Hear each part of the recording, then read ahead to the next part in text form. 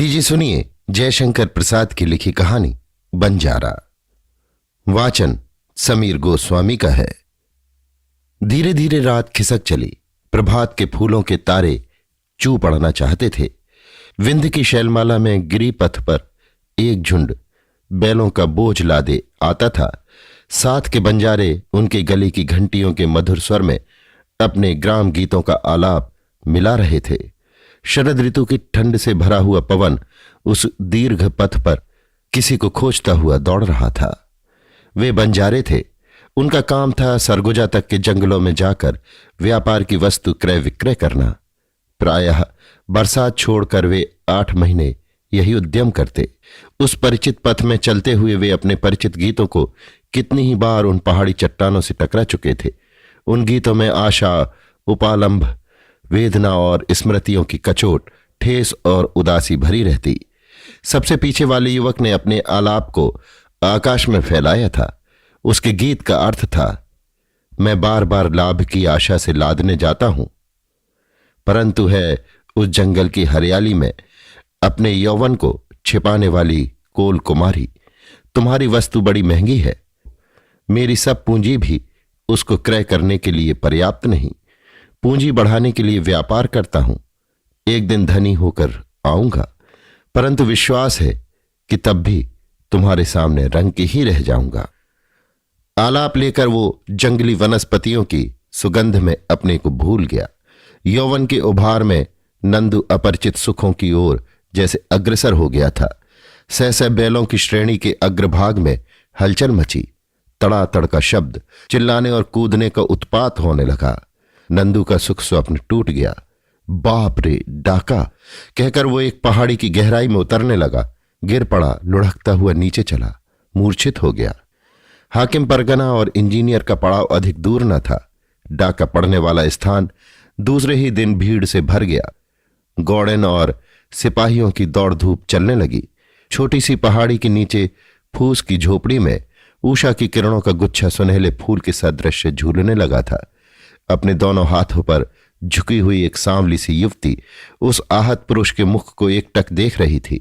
धीरे धीरे युवती के मुख पर मुस्कुराहट और पुरुष के मुख पर सचेष्टता के लक्षण दिखलाई देने लगे। पुरुष ने आंखें खोल दी। युवती पास ही धरा हुआ गर्म दूध उसके मुंह में डालने लगी और युवक पीने लगा। युवक की उतनी चोट नहीं थी जितना वो भय से आक्रांत था। वो दूध पीकर स्वस्थ हो चला था। उठने की चेष्टा करते हुए पूछा, मोनी तुम हो? हां, चुप रहो। अब मैं चंगा हो गया हूं, कुछ डरने की बात नहीं। अभी युवक इतना ही कह पाया था कि एक कोल चौकीदार की क्रूर आंखें झोपड़ी में झांकने लगी। युवक ने उसे देखा। चौकीदार ने हंसकर कहा, वाह मोनी, डाका भी डलवाती हो और दया भी करती हो। बताओ तो कौन कौन थे? साहब पूछ रहे हैं। मोनी की आंखें चढ़ गई। उसने दांत पीस कर कहा, तुम पाजी हो, जाओ मेरी झोपड़ी में से निकल जाओ। हां, ये कहो तो तुम्हारा मन रीझ गया है इस पर। ये तो कभी कभी तुम्हारा प्याज मेवा लेने आता था ना, चौकीदार ने कहा।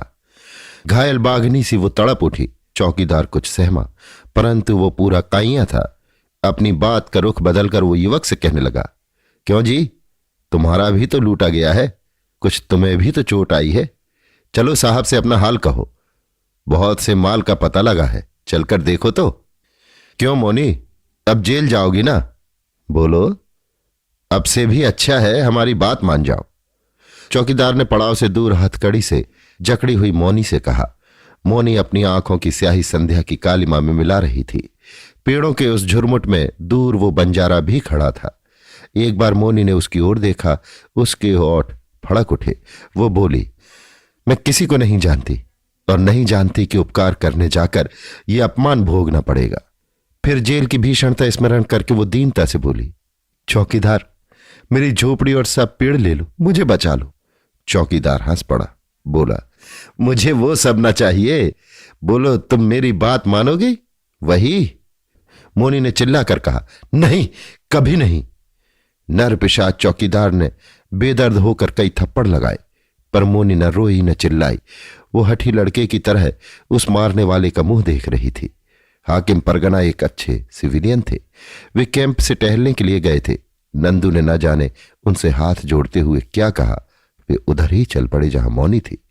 सब बातें समझकर साहब ने मौनी की हथकड़ी खोलते हुए चौकीदार की पीठ पर 2-3 बेंत जमाए और कहा, देख बदमाश, आज तो तुझे छोड़ता हूं, फिर इस तरह का कोई काम किया तो तुझसे चक्की ही पिसवाऊंगा।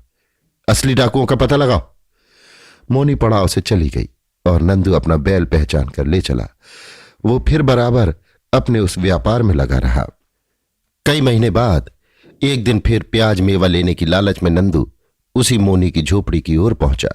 वहां जाकर उसने देखा झोपड़ी से सब पत्ते के छाजन तितर बितर होकर बिखर रहे हैं और पत्थर के ढोंके अब तब गिरना चाहते हैं। भीतर कूड़ा है जहां वो पहले जंगली वस्तुओं का ढेर देखा करता था। उसने पुकारा, मोनी। कोई उत्तर न मिला। नंदू लौटकर अपने पथ पर आने लगा। सामने देखा पहाड़ी नदी के तट पर बैठी हुई मोनी को। वो हंसता हुआ फूल कुमला गया था, अपने दोनों पैर नदी में डाले बैठी थी। नंदू ने पुकारा, मौनी। वो फिर भी कुछ न भूली। अब वो पास आ गया। मोनी ने देखा, एक बार उसके मुंह पर कुछ तरावट सी दौड़ गई, फिर सहसा कड़ी धूप निकल आने पर एक बौछार की गीली भूमि जैसे रूखी हो जाती है, वैसे ही उसके मुंह पर धूल उड़ने लगी।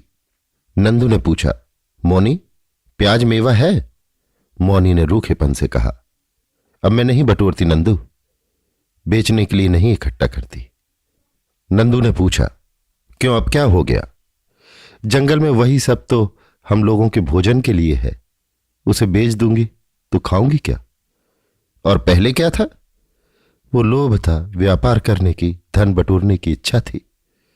अब वो इच्छा क्या हुई? अब मैं समझती हूं कि सब लोग ना तो व्यापार कर सकते हैं और ना तो सब वस्तु बाजार में बेची जा सकती है। तो मैं लौट जाऊं? हां, लौट जाओ। जब तक ओस की बूंदों से ठंडी धूल तुम्हारे पैरों में लगे, उतने समय में अपना पथ समाप्त कर लो। लादना छोड़ दूंगा मौनी। ओहो, ये क्यों? मैं इस पहाड़ी पर निस्तब्ध प्रभाव में घंटियों के मधुर स्वर की आशा में अनमनी बैठी रहती हूं। वो पहुंचने का, बोझ उतारने का, व्याकुल विश्राम का अनुभव करके सुखी रहती हूं। मैं नहीं चाहती कि किसी को लादने के लिए मैं बोझ इकट्ठा करूं। नंदू। नंदू हताश था। वो अपने बैलों की खाली पीठ पर हाथ धरे चुपचाप अपने पथ पर चलने लगा। अभी आप सुन रहे थे जयशंकर प्रसाद की लिखी कहानी बंजारा। वाचन समीर गोस्वामी का था।